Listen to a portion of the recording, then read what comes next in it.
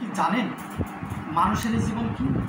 আমি মনে করি মানুষের এই জীবন মরুভূমিতে এক বোতল পানি নিয়ে চলার সমতুল্য।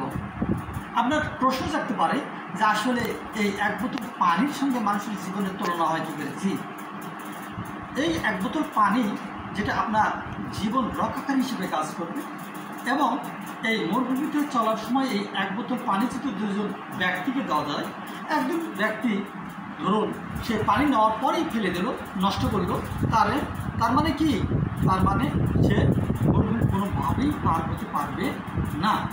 আর যিনি এই পানির সঠিক মূল্যায়ন করে পানিটা স্বল্প মাত্রায় ব্যবহার করে যদি গুরুত্ব বুঝে, তাহলে সে অবশ্যই মরুভূমি পার হতে পারবে।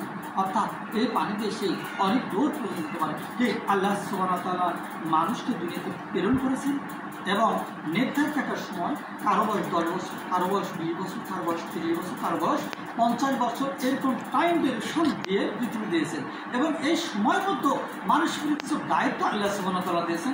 তাই আল্লাহ সুবহানাহু ওয়া তাআলা বলছেন, ওয়া মা খালাকুল জিন্নি ওয়াল ইনসা ইল্লা লিয়াবুদুন। আপনার পবিত্র কোরআন কারিমের সূরা জারিয়াত, পবিত্র কোরআন কারিমের সূরা জারিয়াতে 56 নম্বর সূরার 51 নম্বর আয়াতে কারিমে আল্লাহ সুবহানাহু ওয়া তাআলা বলছেন যে মানুষ এবং জিনকে আল্লাহ সুবহানাহু ওয়া তাআলা সৃষ্টি করেছেন শুধুমাত্র তার ইবাদত করার জন্য। অর্থাৎ মানুষ এবং জিন তার ইবাদত করবে। অর্থাৎ একটি মানুষের কাছে তার আয়ুষ্কাল এই এক বোতল পানির সমতুল্য।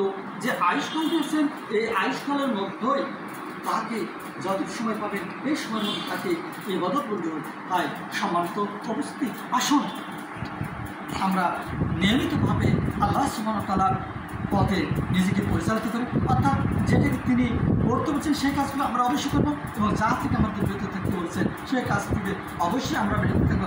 আল্লাহর আদেশ মেনে জীবন পরিচালিত করবো, তাহলে আমাদের এই জীবনও কল্যাণ করবে এবং আখিরাতের জীবনে কল্যাণ করবে। আল্লাহ সুবহানাহু ওয়া তাআলা সকলকে এটি বোঝার তৌফিক দান করুন। আসসালামু আলাইকুম ওয়া রাহমাতুল্লাহ।